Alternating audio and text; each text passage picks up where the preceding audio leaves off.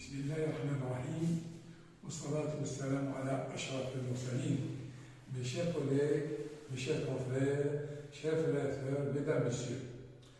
D'abord, Sahal Makram. Aujourd'hui, on va enchaîner sur la pathologie concernant les mycoses cutanées ou mycoses superficielles. Et dans la première séance, nous avons parlé de l'épidémiologie, c'est-à-dire la fréquence des maladies, de ces maladies par rapport à l'ensemble de la dermatologie et aussi à l'ensemble des maladies infectieuses. Et j'avais dit que les infections mycosiques représentent un tiers des maladies infectieuses. D'abord, on va commencer uniquement par les généralités, dans un premier temps. Donc, qu'est-ce que c'est, si vous voulez, la mycologie? Donc, ce sont des infections cutanées, en mode ta'afoulia, causées par des champignons microscopiques. Donc, contagieuse,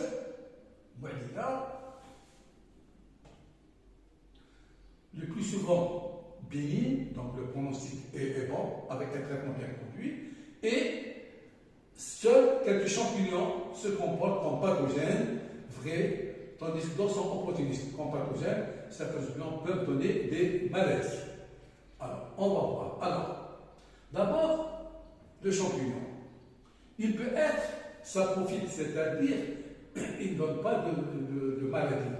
Par exemple, un saprophyte des mycoses, c'est le Candida albicans.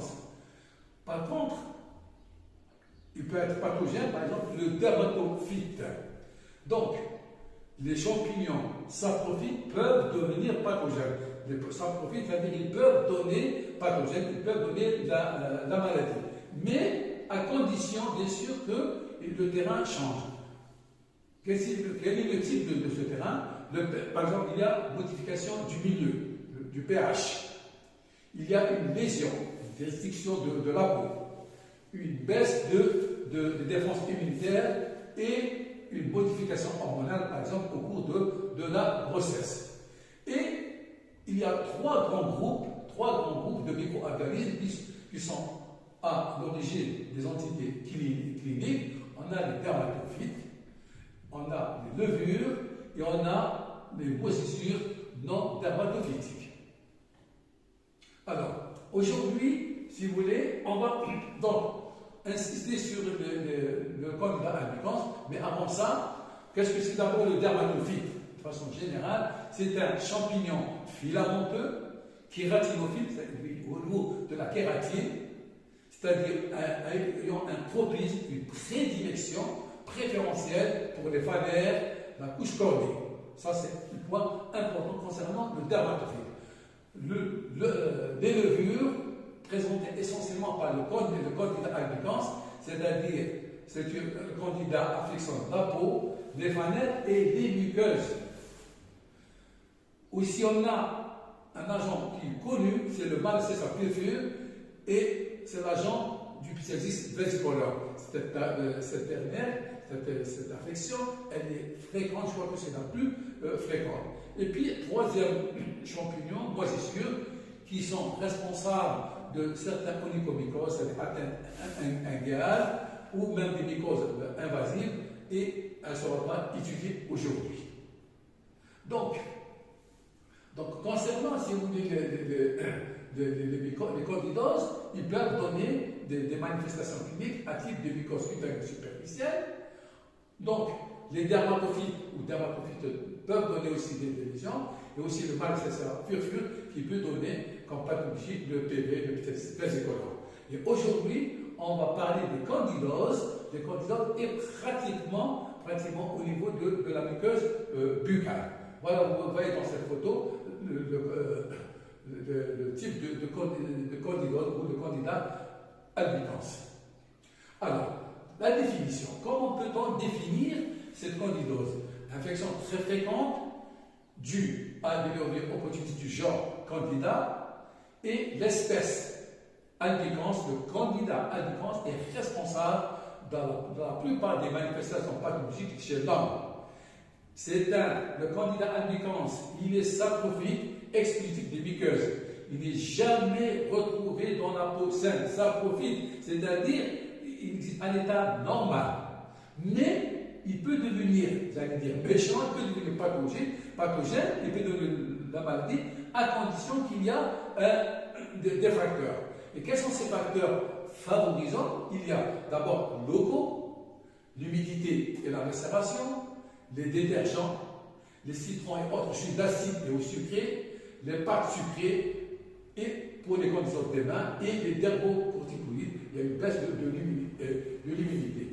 Donc ça, c'est les locaux. Les généraux, c'est important, c'est les déficits immunitaires, par exemple comme le sida, comme certaines néoplasies, le cancer, comme la grossesse, la modification hormonale, comme le diabète, la malnutrition, un patient qui est sous corticoïdes ou immunosuppresseur, les hormones, les surprofragilités au cours de la grossesse, et bien sûr les antibiotiques. Là, c'est important, l'interrogatoire. L'interrogatoire qui nous a précisé pour ce patient ou cette patiente quel type de traitement, qu'est-ce qu'il a comme problème. Est-ce qu'il est diabétique? Est-ce qu'il a une néoplasie? Est-ce qu'il prend des antibiotiques au long cours? Donc, parmi les formes cliniques, donc, on va aujourd'hui parler de la candidose buccale, c'est-à-dire qu'elle atteint la cavité buccale. Et elles sont très polymorphes, c'est-à-dire plusieurs aspects cliniques. On a par exemple, c'est connu, le buguet buccal, la glossite érythémateuse, la candidose losangique médiane, la candidose buccale atrophique, la candidose leucoplasique, la perlèche candidosique et aussi la kéyite. Alors, regardez l'aspect du muqueux buccal, l'aspect cailleboté, caraïbe, l'aspect blanchâtre. Maintenant, on ne peut pas se tromper. Et les mamans, qu'on a ces nourrissons, quand il y a au niveau de la langue, cette conduit blanchâtre, c'est ce qu'on appelle le muguet. Donc, le muguet, c'est la forme la plus classique, avec une nourrisson aiguë, qui peut devenir chronique, plus fréquente chez le nourrisson. Donc là, c'est comme un aspect érythémateux, c'est-à-dire une rougeur recouverte de soie blanche, généralement facilement détachable avec un apaisement. Si on prend un apaisement, on peut le détacher et on voit, si vous voulez, de sa conduite blanchâtre. Donc le siège, il peut siéger à n'importe, la face interne des joues, au niveau de la langue, au niveau du palais, au niveau du pharynx, à l'œsophage, surtout si le sujet est immunodéprimé. Et qu'est-ce qu'il a comme signe fonctionnel? C'est une sensation de puissance, une dysphagie et un goût métallique. Regardez dans la photo l'aspect enduit blanchâtre. Regardez aussi cette photo qui montre un aspect caractéristique du muguet buccal, regardez l'aspect blanchâtre, l'aspect cailleboté. Alors, donc ça le muguet c'est le plus fréquent. On a une atteinte de glossite érythémateuse. Une autre atteinte, donc c'est surtout le patient a reçu beaucoup d'antibiotiques. Donc un aspect de la langue dépapillée, elle est rouge, érythémateuse, douloureuse lors de l'alimentation et on a une brûlure intense, passant après beaucoup d'antibiotiques. Regardez cet aspect, regardez l'aspect rouge, l'aspect érythémateux. Et puis on a un troisième aspect, la candidose losangique médiane, c'est l'aspect en V lingual, caractérisé par une aire atrophique, papillaire, des formes croisemment losangiques, et à surface insalmoniste et rose, selon le manchette et mamelonné. Regardez cet aspect caractéristique, l'aspect losange. Regardez cet aspect caractéristique, donc la candidose losangique médiane. Et puis, il y a la candidose chronique atrophique, surtout chez les patients âgés qui porteurs pendant des prothèses dentaires pendant des années. Et quel est l'aspect, comment ça se présente chez vous, avec une rougeur, une atrophie de la muqueuse, une sensation de séchage buccal et surtout sur le palais. Donc, il faut bien examiner la cavité buccale. Et puis, on a les candidoses leucoplasiques. Leucoplasique, c'est l'aspect blanchâtre. Alors, se présente sous forme de plaques blanchâtres, adhérentes, très adhérentes, on n'arrive pas à les enlever. Et le risque majeur, le risque majeur, c'est la dégénérescence maligne. Et on a vu des cas, on travaille avec l'estomatologie, et évidemment, c'est un aspect caractéristique. Donc, atteinte linguale, différents aspects.